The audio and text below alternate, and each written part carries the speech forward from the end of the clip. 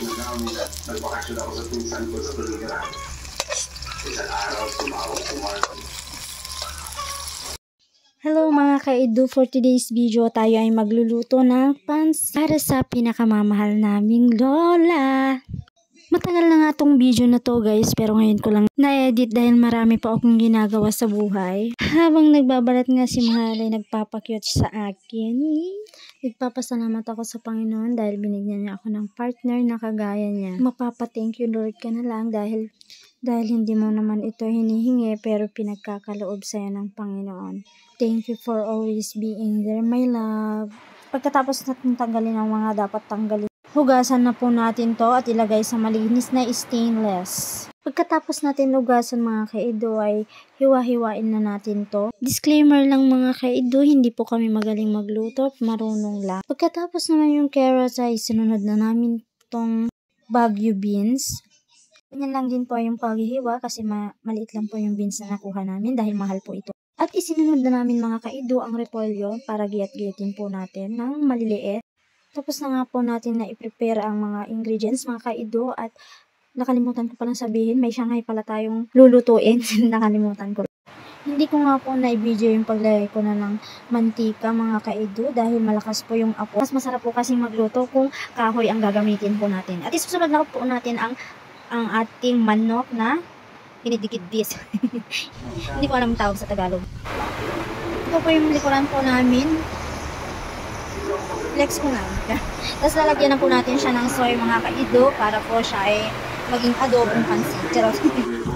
Nilagay ko na nga rin tong repolyo mga kaido. Dapat po ay half cook lang ang pagluluto ng gulay niya guys para hindi po siya malusak. Hindi ko alam yung Tagalog guys. Basta malusak yon.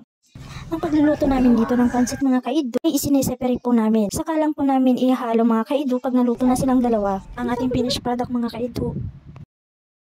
Ang susunod po natin lulutuin mga kaido ay ang Shanghai gulay. Si Ido nga po pala ang magluluto ng ating Shanghai. Una po mga kaido ay nagpainit po siya ng kawali. Pagkatapos mga kaido ay naglagay po siya ng mantika. Ang pagluluto ng Shanghai mga kaido ay dapat natin bantayan. Napansin ko nga dito na masyadong seryoso ang aking mahal. At nung natapos na niya pong naprito ang Shanghai, nalagay na nga po namin dito sa baonan para sa ganun ay bubuhatin na lang po namin pagpunta namin sa kabilang bahay. All God, thank you for the food. Make our body strong and healthy. Bless the heart to prepare the food. Amen. Amen. Birthday to you. Happy birthday, Abed.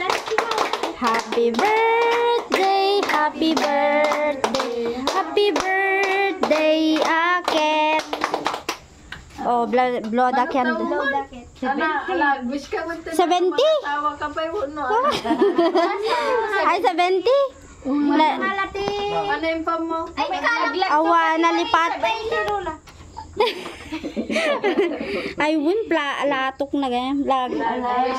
Ako na makaklo. Aklo. Ay, wun, latok. Aklo man, pakiman akong. Agwis ka ba? Wala ko mata manayon tayo aming agbibiyag dito rabaw ti dagat ag nanayon lat nga abdidin na tayo amin Asawa. Amen. Lapita mo.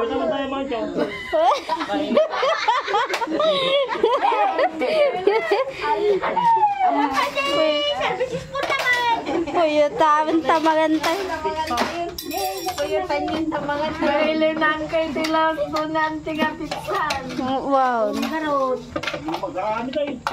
Gimaskot. Ajeda iti. Agiti. Ano na tawag na aja? Pizza. Diba? Simpleng handaan lang pero masaya. Thank you for watching.